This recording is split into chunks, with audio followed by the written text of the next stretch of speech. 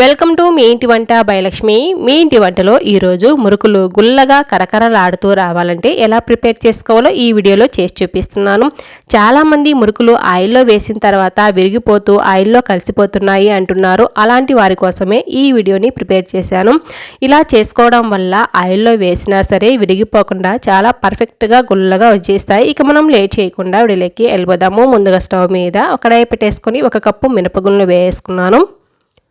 స్టవ్ని లో ఫ్లేమ్లో పెట్టేసుకొని దోరగా వేయించుకోవాలి. ఎక్కడే కానీ మాడనివ్వకూడదు. హై ఫ్లేమ్లో కూడా పెట్టి వేయించకూడదు. వీడియోలో చూపిస్తున్నట్లుగా ఈ కలర్ వచ్చిన తర్వాత స్టవ్ ఆఫ్ చేసుకొని ఈ మినపగుళ్ళను వేరొక ప్లేట్లోకి వేసేసుకున్నాను. ఇవి పూర్తిగా చల్లారిన తర్వాతనే ఒక మిక్సీ జార్లో వేసుకుంటున్నాను. ఇప్పుడు ఇందులోనే 1/2 కప్పు పుట్నాల పప్పు కూడా వేస్తున్నాను. రెండింటినీ కూడా ఒకేసారి వేసేసుకొని గ్రైండ్ చేస్తే సరిపోతుంది. మెత్తగా గ్రైండ్ చేసుకోవాలి. ఎక్కడే కానీ బరక అనేది ఉండకూడదు. చూసారు కదా, ఇలా మెత్తగా గ్రైండ్ చేసుకొని పక్కన పెట్టేస్తున్నాను. ఇప్పుడు ఒక పెద్ద బౌల్ తీసుకొని అందులో ఒక స్టైనర్ పెట్టేసుకొని 4 కప్పుల పొడి బియ్యం పిండి వేస్తున్నాను. ఒక్కొక్క కప్పు వేసుకుంటూ జల్లిస్తున్నాను. జల్లించుకోవడం వల్ల పిండిలో ఏమన్నా ఉంటే ఫిల్టర్ అయిపోతాయి. 4 కప్పుల పొడి బియ్యం పిండిని కూడా ఇదే విధంగా జల్లించేసుకోవాలి. బియ్యం పిండి మొత్తాన్ని జల్లించుకున్న తర్వాత ముందుగా మనము గ్రైండ్ చేసి పెట్టుకున్నాం కదా మినపప్పు పుట్నాల పప్పుని, దాన్ని కూడా ఇదే స్టైనర్లో వేసేసుకొని జల్లించేస్తే సరిపోతుంది. ఎక్కడన్నా బరకగా ఉంటే పైనే ఉండిపోతుంది. చూసారు కదా, ఇక్కడ మినపప్పు పుట్నాల పప్పును గ్రైండ్ చేసాం కదా, ఆ పౌడర్ కూడా వేసుకొని ఇలా జల్లిస్తున్నాను. ఇలా మొత్తం కూడా జల్లించేసిన తర్వాత పైన బరకగా ఉంటే పక్కన వేసేస్తే సరిపోతుంది. ఇక్కడ చూసారు కదా ఎంత మెత్తగా గ్రైండ్ చేసుకున్నామో, పైన బరక అనేది తెలియలేదు కదా, ఇలా ఉండాలి. ఇప్పుడు ఇందులో రుచికి సరిపడా సాల్ట్, 2 టేబుల్ స్పూన్ వరకు కలౌంజీ సీడ్స్ వేస్తున్నాను. మీరు నువ్వులైనా వేసుకోవచ్చు, మీకు ఏవి ఇష్టమైతే అవి. 1 టేబుల్ స్పూన్ కారపొడి, 1/2 టేబుల్ స్పూన్ వాము కూడా వేసుకుంటున్నాను. అరచేతులు వేసి బాగా నలిపి వేసుకున్నామంటే పిండికి బాగా పడుతుంది వాము ఫ్లేవర్ అనేది. ఇప్పుడు ఇందులో 2 నుంచి 3 టేబుల్ స్పూన్ల వరకు నెయ్యి వేస్తున్నాను. నెయ్యినేమీ వేడి చేయాల్సిన పని లేదు. ఆయిల్ వేసుకునేటైతే ఆయిల్ని బాగా వేడి చేసుకోవాలి. బటర్ కానీ నెయ్యి కానీ వేసుకునేటైతే ఈ విధంగా మనము రూమ్ టెంపరేచర్లో ఉన్నప్పుడే వేసుకుంటే సరిపోతుంది. ఇలా మొత్తం బాగా కలిసేటట్టు కలిపేసుకోవాలి. చేత్తో బాగా ప్రెస్ చేస్తూ కలుపుకున్నామంటే వేసుకున్న నెయ్యి కానీ బటర్ కానీ ఆయిల్ కానీ బాగా పిండికి పడుతుంది. కలుపుకున్న తర్వాత పిండిని ముద్దలాగా చేస్తే ముద్దలాగా రావాలి. ఒకవేళ రాలేదు అనుకోండి, ఇంకొద్దిగా నెయ్యి కానీ బటర్ కానీ వేడి ఆయిల్ని కానీ వేసుకొని కలుపుకోవాలి. మనం వేసుకున్న సాల్ట్ ఇక్కడే చెక్ చేసుకోవచ్చు. కొద్దిగా పిండిని ఈ విధంగా టేస్ట్ చేసామంటే మనకు ఉప్పు అనేది సరిపోయినట్టే, లేకుంటే కొద్దిగా సాల్ట్ వేసుకొని కలిపేసుకోవాలి. పొడి పిండిని ఇలా టేస్ట్ చేసామంటే కరెక్ట్గా సరిపోతుంది.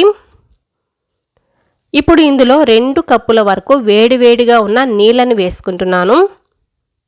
బాగా మరగ్గాంచి వేసుకుంటున్నాను.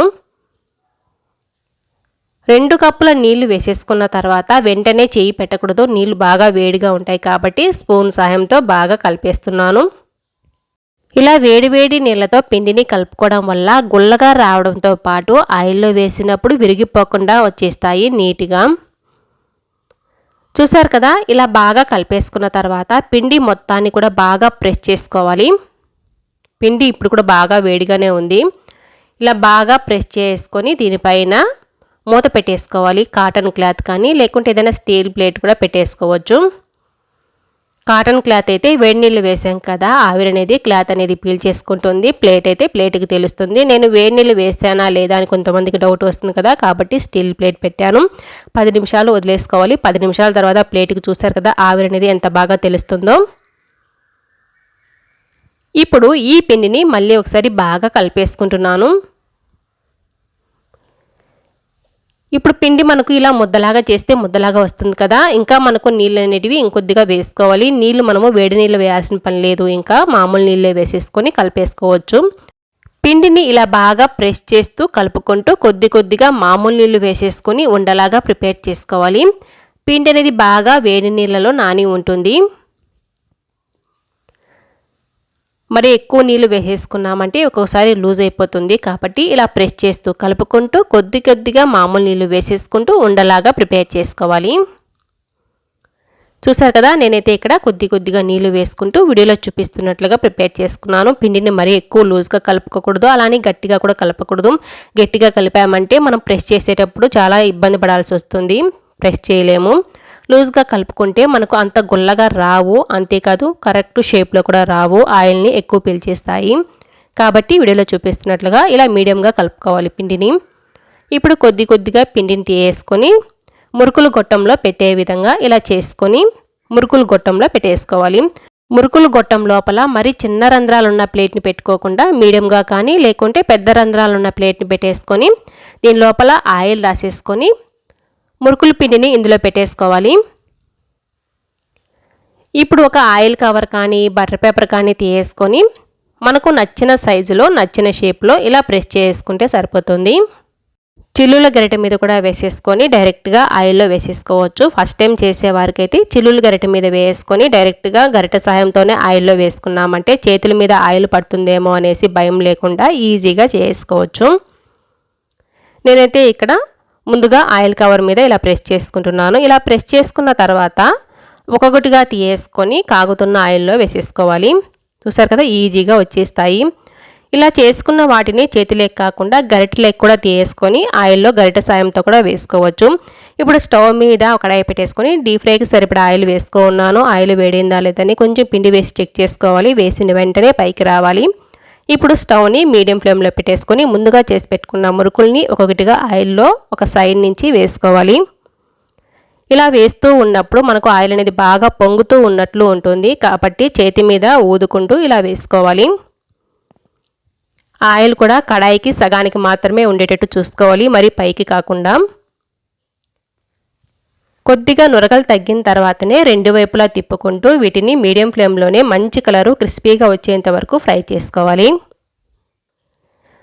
చూసారు కదా, ఆయిల్లో ఎక్కడే కానీ విరిగిపోకుండా చాలా బాగా వచ్చేసాయి కదా. అంతేకాదు చాలా గుల్లగా కరకరలాడుతూ కూడా వచ్చేస్తాయి. మీరు కూడా మీ ఇంట్లో తప్పకుండా ట్రై చేసి మీకు ఎలా వచ్చాయో కామెంట్ రూపంలో చెప్పడం అస్సలు మర్చిపోకండి. మీరు ట్రై చేసే ముందు మాత్రం వీడియోని ఎక్కడ స్కిప్ చేయకుండా చూసిన తర్వాతే ట్రై చేయండి, చాలా పర్ఫెక్ట్గా వచ్చేస్తాయి. ఇలా మొత్తం నురగలు తగ్గిన తర్వాత ఈ మురుకులు ఫ్రై అయిపోయినట్టే. ఇప్పుడు వీటిని పక్కకు తీసేస్తున్నాను. మిగతా మొత్తం మురుకుల్ని కూడా ఇదే విధంగా ప్రిపేర్ చేసుకొని ఒక ప్లేట్లోకి తీసేసుకున్నాను. కరకరలాడే మురుకుల్ని ప్రిపేర్ చేసుకుంటున్నామండి. ఈ మురుకులు చాలా తక్కువ ఆయిల్ పీల్చుకుంటూ చాలా గుల్లగా టేస్టీగా వచ్చేస్తాయి. మీరు కూడా మీ ఇంట్లో తప్పకుండా ట్రై చేసి మీకు ఎలా వచ్చాయి కామెంట్ రూపంలో చెప్పడం అస్సలు మర్చిపోకండి. చూసారు కదా ఎంత గుల్లగా వచ్చేసాయో.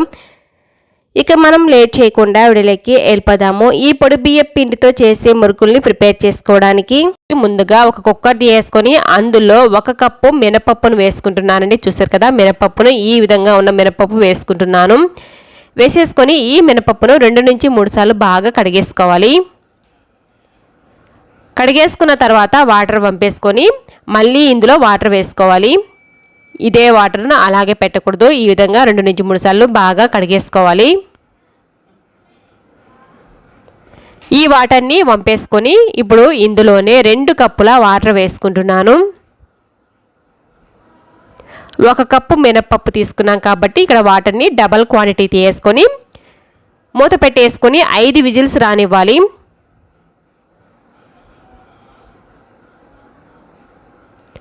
5 విజిల్స్ అయితే సరిపోతుందండి, బాగా ఉడికిపోతుంది మినపప్పు అనేది.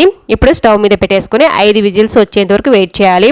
5 విజిల్స్ వచ్చిన తర్వాత ఇప్పుడు మూత తీసి చెక్ చేస్తున్నానండి. పూర్తిగా ఆవిరిపోయిన తర్వాత మూత తీసి చూస్తే చూసారు కదా, ఈ మినపప్పు అనేది ఈ విధంగా మెత్తగా ఉడికిపోయి ఉంటుంది. ఇప్పుడు ఈ మినపప్పుని ఒక మిక్సీ జార్లో వేసుకోవాలండి. ఈ మినపప్పు బాగా చల్లారిపోయింది, వేడిగా ఉన్నప్పుడు వేసుకోకుండా చల్లారిన తర్వాత ఈ విధంగా మిక్సీ జార్లో వేసుకొని మెత్తటి పేస్ట్ లాగా గ్రైండ్ చేసుకోవాలి. చూస్తారు కదా, ఈ విధంగా మెత్తటి పేస్ట్ లాగా గ్రైండ్ చేసుకోవాలి. వేడిగా ఉన్నప్పుడే వేసుకోకుండా చల్లారిన తర్వాత వేసుకున్నామంటే మనకు చాలా ఈజీగా అనిపిస్తుందండి. మిక్సీ జార్లో వేడిగా ఉన్నప్పుడు వేసుకోకూడదు. ఇప్పుడు ఒక పెద్ద బౌల్ తీసుకొని దాంట్లో ఒక జల్లెడ పెట్టేసుకొని 4 కప్పుల పొడి బియ్యం పిండి వేసుకుంటున్నాను. ఈ విధంగా 4 కప్పుల పొడి బియ్యం పిండి వేసుకొని జల్లించేసుకున్నానండి ఈ బౌల్లోకి.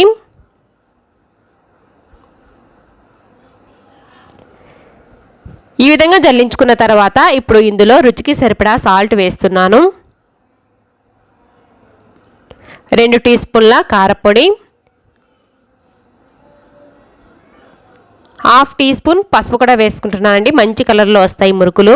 ఇప్పుడు 1 టేబుల్ స్పూన్ వరకు వామును ఈ విధంగా అరచేతిలో వేసి ఇలా క్రష్ చేసి వేసుకోవాలి. లైట్గా నలిపి వేసుకున్నాం అనుకోండి, ఈ వాము ఫ్లేవర్ అనేది పిండికి బాగా పడుతుంది. మురుకులు చాలా టేస్టీగా అనిపిస్తాయి మంచి ఫ్లేవర్తో. అలాగే 1 టేబుల్ స్పూన్ నల్ల నువ్వులు కానీ తెల్ల నువ్వులు కానీ వేసుకోవచ్చు. నేను ఇక్కడ నల్ల నువ్వులు వేసుకున్నాను. అన్నీ కూడా బాగా కలిసేటట్టుగా ఈ విధంగా కలుపుకోవాలి. బియ్యపిండిలో వేసిన మసాలాలన్నీ కలిసేటట్టుగా కలిపేసుకున్న తర్వాత ఇప్పుడు ఇందులో 2 టేబుల్ స్పూన్ల వెన్న కానీ నెయ్యి కానీ వేసుకోవాలి. నేనైతే ఇక్కడ వెన్న వేసుకున్నానండి. ఇంట్లో తయారు చేసుకున్న వెన్ననే వేసుకుని ఈ వెన్న మొత్తం పిండికి పట్టే విధంగా ఈ విధంగా ప్రెస్ చేస్తూ కలుపుకోవాలి. చూసారు కదా, ఈ విధంగా పిండిని బాగా ప్రెస్ చేస్తూ కలుపుకున్నామంటే ఈ విధంగా వస్తుంది. వెన్న మొత్తం పిండికి బాగా పట్టి ఈ విధంగా ముద్దలాగా చేస్తే ముద్దలాగా రావాలి. ఒకవేళ ముద్దలాగా రాలేదు అనుకుంటే ఇంకొంచెం బటర్ కానీ నెయ్యి కానీ వేడి చేసుకున్న ఆయిల్ కానీ వేసుకోవచ్చు. ఇప్పుడు ఇందులోనే ముందుగా ఉడికించి గ్రైండ్ చేసి పెట్టుకున్న మినపప్పు పేస్ట్ను కూడా వేసుకుంటున్నాను. నెయ్యి బటరు వద్దు అనుకునేటైతే ఆయిల్తో కూడా చేసుకోవచ్చు అండి. ఆయిల్ వేసుకునేటైతే మాత్రము ఆయిల్ని బాగా వేడి చేసి వేసుకోవాలి. 2 నుంచి 3 టేబుల్ స్పూన్ల వరకు వేసుకోవాలండి ఆయిల్ అయితే. అదే మనము నెయ్యి కానీ బటర్ కానీ వేసుకునేటైతే వేడి చేయాల్సిన అవసరం ఉండదు. ఆయిల్ మాత్రం వేడి చేసి వేసుకోవాలి. అప్పుడే మనకు మురుకులు అనేటివి చాలా గుల్లగా వచ్చేస్తాయి. ఇప్పుడు మినపప్పు పేస్ట్ మొత్తం పిండిలో కలిసేటట్టుగా ఈ విధంగా కలుపుకుంటున్నాను. ఇప్పుడే వాటర్ వేసుకోలేదు. మొత్తం కలుపుకున్న తర్వాత కొద్దిగా మిక్సీ జార్లోనే వాటర్ వేసుకుని కొద్దిగా వేసుకుంటూ కలుపుకుంటున్నాను. ముందుగా అయితే వాటర్ వేసుకోకూడదు.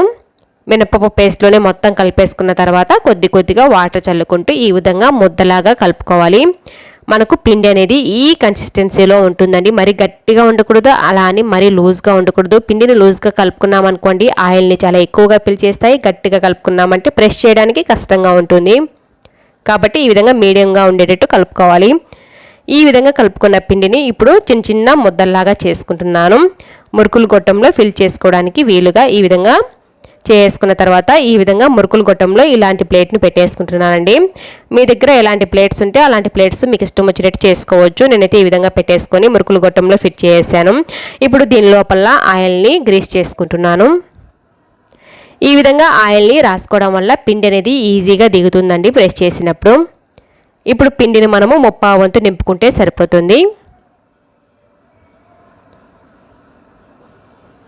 మరి నిండు కాకుండా 1/2 వంతు నింపేసుకొని దీనిపైన మూతను టైట్గా పెట్టేసుకోవాలి.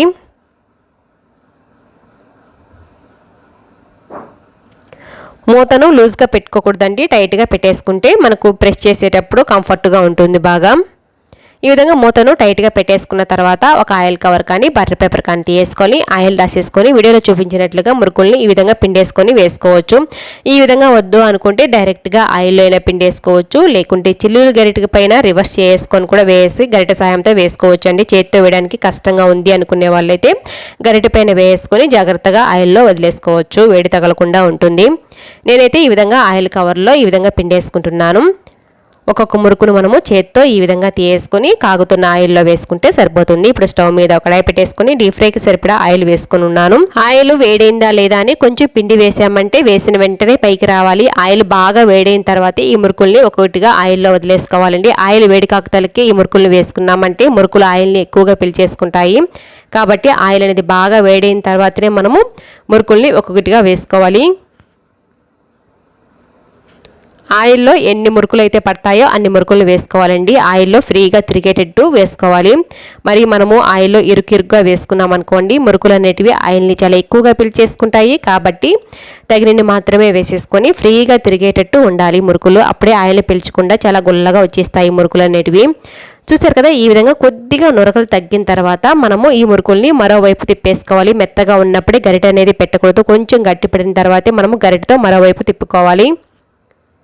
ఈ విధంగా కొద్దిగా నురగలు తగ్గుతాయండి కొంచెం గట్టిపడిన తర్వాత. అప్పుడు మరోవైపు తిప్పేసుకుంటే సరిపోతుంది. ఇదంతా మనము స్టవ్ని మీడియం టు హై ఫ్లేమ్కి అడ్జస్ట్ చేసుకుంటూ చేసుకోవాలి. స్టవ్ని లో ఫ్లేమ్లో మాత్రం పెట్టి మురుకులను ఫ్రై చేసుకోకూడదండి. లో ఫ్లేమ్లో పెట్టేసుకున్నామంటే ఈ మురుకులు ఆయిల్ని చాలా ఎక్కువగా పీల్చేసుకుంటాయి. కాబట్టి స్టవ్ని మీడియం టు హై ఫ్లేమ్కి అడ్జస్ట్ చేసుకుంటూ ఈ విధంగా 2 వైపులా తిప్పుకుంటూ మంచి కలర్ వచ్చేంత వరకు ఫ్రై చేసుకోవాలి. ఈ విధంగా ఫ్రై చేసుకుంటూ ఉన్నప్పుడు ఇందులో నురగలు అనేటివి బాగా తగ్గిపోతాయండి. అప్పుడు ఈ మురుకులు అనేటివి ఫ్రై అయిపోయినట్టే. చూసారు కదా, ఈ విధంగా ఫ్రై చేస్తున్నప్పుడు నురగలు అనేటివి ఈ విధంగా తగ్గిపోతాయి. ఇప్పుడు ఈ మురుకుల్ని పక్కకు తీసుకుంటే సరిపోతుంది.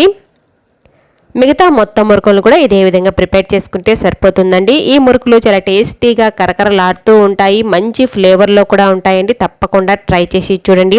ఈ మురుకుల్ని ఒక్కసారి చేసి పెట్టుకున్నామంటే 20 నుంచి 30 రోజుల వరకు చాలా ఫ్రెష్గా కరకరలాడుతూనే ఉంటాయండి. అయితే ఒక 8 కంటైనర్లో స్టోర్ చేసుకోవాలి. మీకు ఈ వీడియో నచ్చినట్టయితే తప్పకుండా ఒక లైక్ కూడా చేయండి. అలాగే కొత్తగా చూస్తుంటే సబ్స్క్రైబ్ చేసుకోవడం అసలు మర్చిపోకండి. మీ ఫ్రెండ్స్కి రిలేటివ్స్ కూడా షేర్ చేయండి. Thanks for watching.